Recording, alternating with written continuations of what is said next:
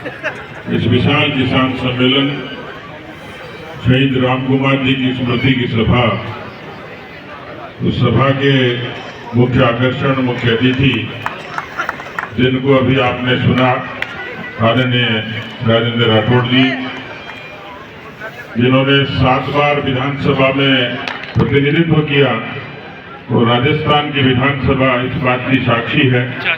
स्वर्गीय भैरव सिंह शेखावत जी के बाद राजस्थान के सदन में जिनकी आवाज किसानों के हक के लिए गूंजती, ऐसे आदरणीय राजेंद्र राठौड़ जी।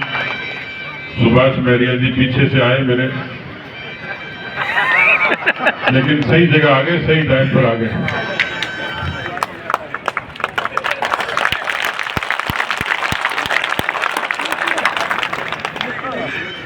इसलिए तो कलाकार बोलते हैं इनको, कम खर्चे में ठीक काम कर दिया है। मेरी कौन सी? धर्मपाल वाली? वो तो मैं कह के गया था कि धर्मपाल का कुंवारपना उतार देना,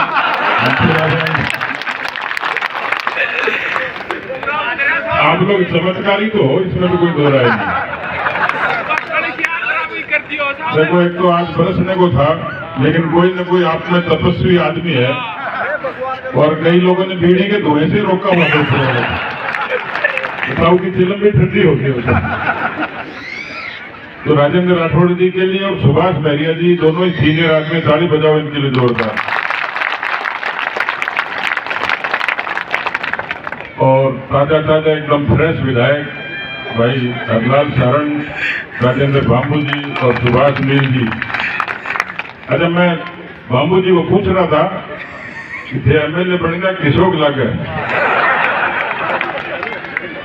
तो कई देर तक कुछ सोचते रहिए। फिर मैंने एक बात बताई इनको कि मेरे एक जानकार मिले, वो सांसद बन गए थे। तो मैंने पूछा कि भाई थे सांसद बन गया, किशोक मजो आयो? बोला जी बहुत दुख पाया, बड़ी जो लागे बुढ़ापे में औलाद होगी जी।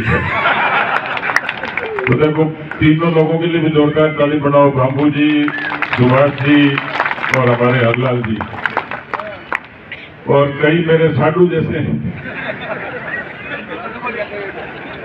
उसमें तो सुभाष महरिया जी, राजेंद्र राठौड़ जी, मेरा साधु भी ठाना था, सुभाष महरिया जी, सुभाष जी हजारी जी है। हाँ, ये उपलब्धि तो ले ली था। मतलब ये बात तो सही, इतना फायदा तो टिकट कटने से हो ही गया, नहीं तो हाईवे गिरने जाते। अब ये भारत के संविधान में देखना पड़ेगा कि टिकट कटा हुआ साधु है या हरा हुआ साधु माना जाता है। हमारे दिनेश जाबाई जी, बाबल जी, गिरधारी जी, चंद्रा राम जी, सुरजीत जी, रोहतास जी और दिसंबर जी, ये भी साधु जैसे ही है वैसे तो। इन सब के लिए भी ताली बजा दो जोरदार। देखो, भाषण तो सबने कर ही दिए, वाजपेयी जी की, अपने किसानों की, मोदी जी की, भजनलाल जी की सारी बात बता दी।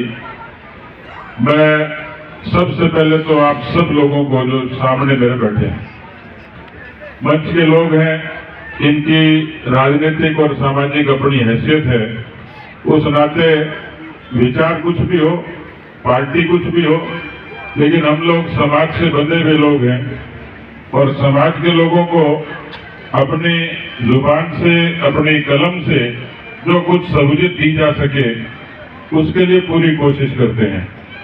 लेकिन मंच इसलिए सजता है कि आप लोगों की ताकत, आप लोगों की क्षमता, आप लोगों का आशीर्वाद, आप लोगों का प्यार, ये मंच पर सब बैठे लोगों की ताकत है और इस आपके आशीर्वाद से ही हम लोग हैं। धर्मपाल जी कह रहे थे कि मैं हर साल आता हूं, कोई न कोई संस्कार भाई धर्मपाल से मेरा है, भाईचारे का है, छोटी भाई की नाते है। मुझे लगता है कि कोई न कोई निष्ठा मेरी शहीद राम कुमार जी से रही है, क्योंकि जिस तरीके से उन्होंने समय की अराजकता और आतंक से मुकाबला करके अपनी शहादत दी, वो भी मुझे प्रेरित करते हैं। लेकिन मुझे लगता है कि मेरे आने में आप सब लोगों का भी उतना ही योगदान, आपको जो प्यार, जो आशीर्वाद, जो स्नेह मिलता है, वो हमें आने के लिए प्रेरित करता है। भाई धर्मपाल को यदि आपने लंबे संघर्ष के बाद विधायक बनाया तो मैं एक बड़े भाई के नाते आपका धन्यवाद देने के लिए भी आया हूं। मुझे इस बात की भी खुशी है कि इस एक बरस का कालखंड किसी का पैमाना नहीं होता, लेकिन एक बरस में जो विरासत में चीजें मिली थी, जिस तरीके से पूरे राजस्थान में 5 साल में कांग्रेस पार्टी की सरकार के दौरान जो तकलीफ हुई, उसी तर्ज पर राजस्थान को फिर से खड़ा करना, ये राजस्थान की सरकार भजनलाल जी के नेतृत्व में कोशिश कर रही। बरसों बरस की जो देश में अराजकता थी, उसके लिए मोदी जी कोशिश करते हैं। तो मुझे लगता है कि खेतड़ी के लिए भी धर्मपाल का समर्पण आने वाले समय में कम नहीं रहेगा। खेतड़ी की जनता की सहूलियत के लिए निश्चित रूप से पूरे जी जान से आप लोगों के बीच में काम करेगा। मुझे तभी पता लगा कि आपके परिश्रम से, आपके प्रयत्न से 200 करोड़ के काम हुए। मैं खेतड़ी से वाकिफ हूं। पानी की समस्या है, दूर दराज तक बिजली की भी है, सड़कों की भी है, स्कूल की भी है, अस्पताल की भी है। लेकिन मैं इस बात का भरोसा आप लोगों को देता हूं कि आपने भले ही देर से सही, लेकिन एक काबिल व्यक्ति को खेतड़ी का विधायक बनाया है। उसमें वो क्षमता है कि इस क्षेत्र के लिए वो पूरे समर्पण के साथ काम करेगा। और इस बात का भरोसा भी देता हूं कि खेतड़ी के विकास के लिए, खेतड़ी के सम्मान के लिए, खेतड़ी के भाईचारे के लिए मंच पर बैठे हुए तमाम लोग इस बात के लिए भाई धर्मपाल के साथ कंधे से कंधा मिलाकर उसका सहयोग करने के लिए तैयार है। मैं इतना ही निवेदन करना चाहता हूं, समाज और राजनीति अलग नहीं है। समाज से राजनीति चलती है, राजनीति केवल समाज की छाया है और देश में केवल आज से नहीं, बरसों बरस से चली आ रही है। पर हम बदलते हुए हिंदुस्तान को भी देखते हैं। आज दुनिया की 5वीं बड़ी अर्थव्यवस्था बना है। लोगों ने वाजपेयी साहब को श्रद्धा से याद किया, मैं भी उनको स्मरण करता हूं।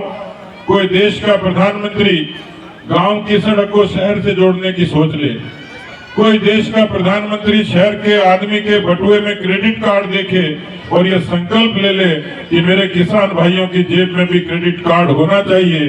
करोड़ों किसानों को क्रेडिट कार्ड की सौगात देकर उनको जीवन बदलने का काम अटल बिहारी वाजपेयी जी ने किया। ऐसी बहुत सारी योजनाएं थी।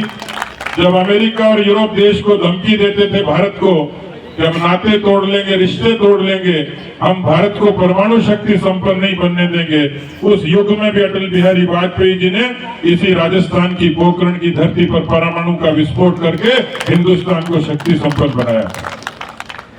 उसी तर्ज पर चौधरी चरण सिंह जी, जिनकी 23 तारीख को भी जन्मतिथि गई है, वो कहते थे देश की खुशहाली का रास्ता खेत और खलिहान से गुजरता है। किसान भाषणों में होता था, किसान लेखनी में होता था, लेकिन किसान की सहूलियत के लिए जमीन पर कोई सुविधा नहीं होती थी। मैं वाजपेयी जी से लेकर मोदी जी को धन्यवाद दूंगा। इतने नवाचार किए, खेती में इस तरीके की सहूलियतें दी जिसने राजस्थान और हिंदुस्तान के किसान के जीवन को बदलने का काम किया है। भारत खड़ा होगा, भारत ताकत के साथ खड़ा होगा।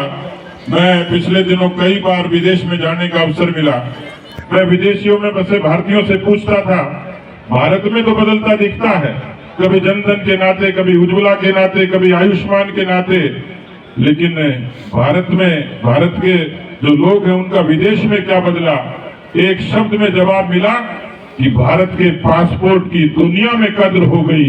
मुझे लगता है कि भारत के स्वाभिमान को ऊंचा करने के लिए देश के यशस्वी प्रधानमंत्री ने जो काम किया है अद्भुत है। और उन्हीं की पार्टी में, उन्हीं के विचारों को आगे बढ़ाते हुए जब किसी छोटी रानी का, किसी छोटे घर का एक सामान्य धर्मपाल जब विधानसभा में विधायक बनकर पहुंचता है, तो मुझे पूरा भरोसा है कि हमारे बड़े नेताओं की सीख और समझ लेकर वो सच्चा जनसेवक बनकर खेतड़ी की सेवा करेगा। मैं एक बार फिर से शहीद राम कुमार जी को श्रद्धांजलि देता हूं और मैं समझता हूं कि वो पुण्यात्मा है जिसके आह्वान पर आप सब लोग यहाँ हर बरस जुटते हो, भाई धर्मपाल जी को आशीर्वाद देते हो और हम सब लोगों को भी बड़ी संख्या में आप सब लोग आशीर्वाद देने के लिए आते हो। मैं आप सबको एक बार फिर से धन्यवाद देता हूं। बोलिए भारत माता की। बहुत बहुत धन्यवाद।